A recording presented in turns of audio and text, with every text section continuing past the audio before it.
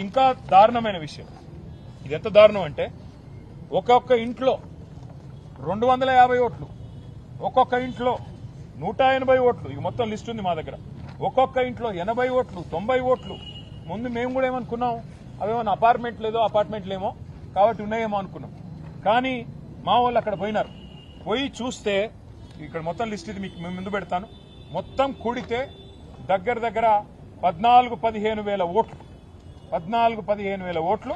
ఈ రకంగా మరి ఒక ఇంట్లో 50, ఒక ఇంట్లో 90, ఒక ఇంట్లో 250 ఓట్ల చొప్పున అడ్రస్ తో సహా ఈ లిస్టు మొత్తం వారికి ఇచ్చాము.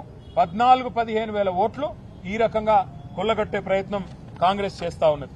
ఇందులో కూడా విచిత్రం ఏంటంటే రకరకాలుగా చేసినారు. ఇది కూడా చాలా తెలివిగా రకరకాలుగా చేసినారు.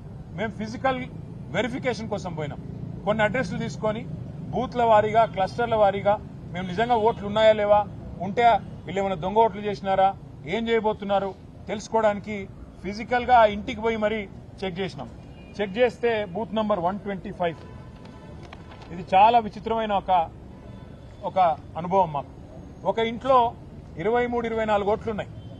అయితే ఆ ఇంటి యజమాని గారి పేరు నారాయణ గారు. ఆ నారాయణ గారిని పోయి మా వాళ్ళు కలిసినారు.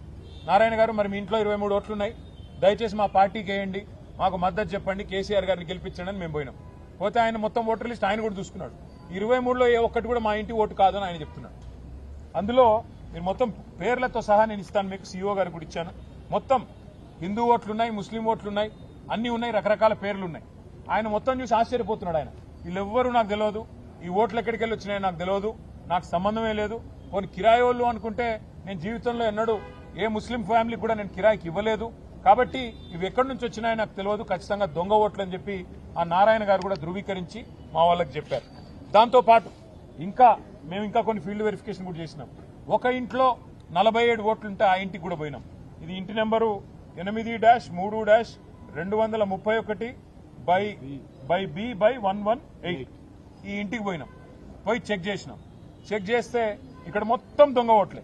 దొంగ ఓట్లని ఎట్లా అంటున్నా అంటే అది కూడా మళ్ళీ చెక్ చేసినాం. ఈ వీళ్ళు ఎవరు, వీళ్ళు ఎక్కడి నుంచి వచ్చినారు, దొంగ ఓట్లని చెక్ చేస్తే ఇట్లా ఉన్నది కథ. వీళ్ళందరికీ ఓట్లు ఇంకొకడు ఉన్నాయి. ఒక ఆయన పేరు వెంకటేష్ బిక్కిన, వాళ్ళ ఫాదర్ పేరు సూర్యభాస్కర్ రావు బిక్కిన. ఆయన ఖైరతాబాద్ లో ఓటున్నది. ఇప్పుడు రెండో ఓటు రాయించిండ్రు కాంగ్రెస్ వాళ్ళు. ఎక్కడ రాయించిండ్రు? జూబ్లీ హిల్స్ లో. అన్ని కూడా ఒకటే రోజు సెప్టెంబర్ 2 తారీఖు నాడు అదే వెంకటేష్ బిక్కిన గారికి రెండో ఓటు రాయించినారు. అట్లాగే ఎస్ రమేష్, వాళ్ళ ఫాదర్ పేరు బాబు, వారికి గద్వాలలో ఓటున్నది. వారికి మళ్ళా రెండో ఓటు సెప్టెంబర్ 2 నాడు ఇక్కడ హైదరాబాద్ లో జూబ్లీ హిల్స్ నియోజకవర్గంలో అక్కడ రాయించారు. అట్లాగే మిరియాల సత్తయ్య, అశోక్ మిరియాల గారు, వాళ్ళ ఫాదర్ పేరు సత్తయ్య మిరియాల, వారికి ఓటు నల్లగొండలో దేవరకొండలో ఉన్నది. వారిని ఇవి 2 ఓట్లున్నాయి. ఇప్పుడు నల్లగొండలో ఓటున్నది, ఇప్పుడు ఇక్కడ కూడా ఓటున్నది. మనం అక్కడ డిలీట్ చేసుకుని ఇక్కడ యాడ్ చేసుకున్నారంటే కాదు. దేవరకొండ ఓటుంది, గద్వాల ఓటుంది, కొత్తగా అశోక్ మిరియాల గారికి జూబ్లీహిల్స్ లో కూడా ఓటు సెప్టెంబర్ 2 నాడు రాసుకున్నారు. ప్రశాంత్ లింగంపల్లి, వీరికి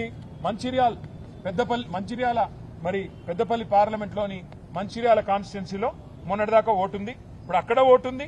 మళ్ళీ ఇక్కడ లేటెస్ట్ అప్డేషన్ 2 సెప్టెంబర్ నాడు ఇక్కడ జూబ్లీహిల్స్ నియోజకవర్గంలో కూడా వారికి ఓటు రాయించుకున్నారు.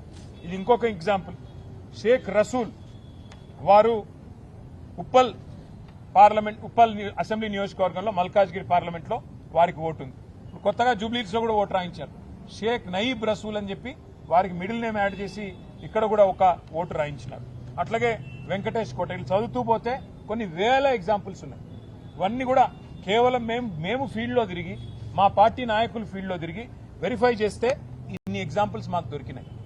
ఇవాళ మేము ఈ రాష్ట్రంలో ఉండే కాంగ్రెస్ పార్టీని, అట్లాగే ఇక్కడ ఎన్నికల ప్రక్రియకు బాధ్యులుగా ఉన్న సీఈఓ గారిని స్పష్టంగా 3 డిమాండ్లు వాళ్ళ ముందు పెట్టాం. మీరు మొట్టమొదటి విషయం, మా అనుమానం దాదాపు 19 నుంచి 20 వేల దొంగ ఓట్లు రకరకాల రూపాల్లో, లేని ఓట్లు ఉన్నట్టుగా లేదా డబల్ ఓట్లు రాయించి ఎక్కడో దేవరకొండ, గద్వాలు, నకరేకల్లు, ఉప్పలు, మంచిర్యాల అక్కడి ఓట్లు ఇక్కడ కూడా రాయించి ఈరోజు ఒక కొత్త నాటకానికి తెరలేపి దొంగ ఓట్లతో గెలవాలన్న ప్రయత్నం కాంగ్రెస్ పార్టీ చేస్తున్నట్టుగా మాకు అనుమానం ఉన్నది.